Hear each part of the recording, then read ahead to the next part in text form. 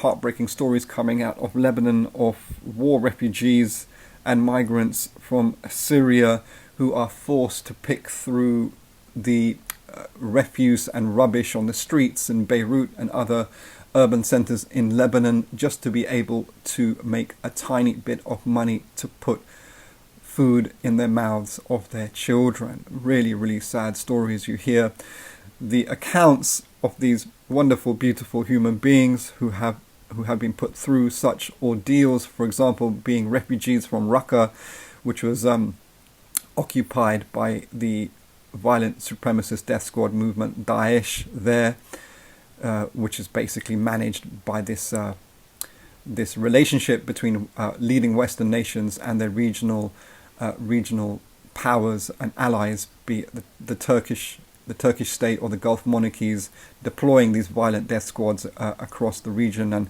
so, these war refugees coming out of being bombed in these areas, occupied, being bombed by the Russians, by the Western imperialists, being occupied by death squads supported by NATO and its allies, and then ending up picking rubbish. And of course, these people yearn to come to Europe, where they will not be, whatever the circumstances, they'll find themselves in Europe, in places like France and Britain. They most likely will not be picking through rubbish to get a few dollars to put food in the mouths of their very needy and oppressed children. Full solidarity to them and the oppressed on the growing migrant flows, which is being weaponized by the racist right wing from all the different multipoles of the new political leaderships of the world.